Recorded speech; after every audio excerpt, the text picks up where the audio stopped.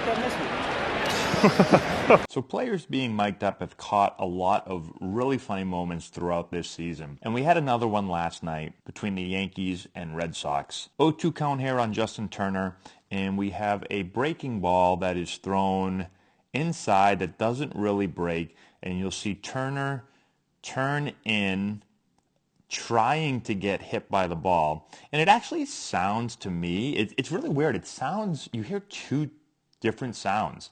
So it sounds like it hits him.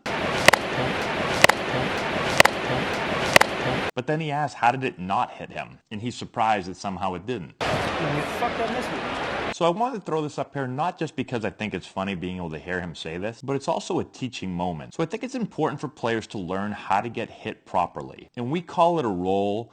I stole that from KG, who coached at Phillips Andover, now with the Chicago Cubs. And when we played him, it was so difficult on our pitchers because anytime we threw a ball inside, they wouldn't get out of the way. They would just roll like you see right here. So you're basically just going to turn your shoulder in. You can see he's going to get hit kind of down in the legs. He turns his leg in.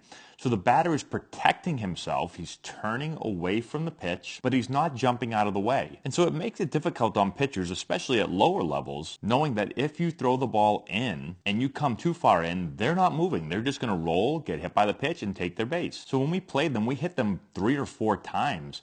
And there was probably another 3 or 4 that was really, really close. And so I asked him after the game, what's your philosophy there? I noticed everyone on your team doing it.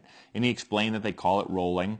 And you'd actually hear players from their bench, if a ball was thrown inside and a player jumped out of the way, they would all yell roll. That's something that we've taken and used with our program. And so they practice it. And we've begun to practice it as well with our high school team. But it can really be used at all ages. And again, it's not just to get on base, but it's also to protect the batter. I see a lot of young hitters that instead of rolling in like this when the ball comes at them, they'll start to open up this way and expose their body, and now they can really get hurt. But if you learn how to properly roll this way, one, it keeps you on the ball because you're not going to be afraid to leave here, right? You can stay on the ball. So this ball, if it doesn't break, it hits you. If it does break, well, you're still over the plate, and now you can put a good swing on it. Because if you think about it, there's a lot of times where a breaking ball might look like it's going to hit a batter.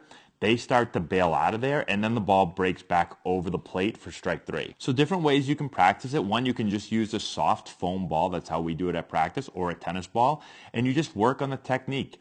We literally stand in front of the batter, and we just throw balls inside, and we work on them rolling their front side in, their shoulder in. They're going to make sure that their face is covered, and they're going to get hit by the pitch.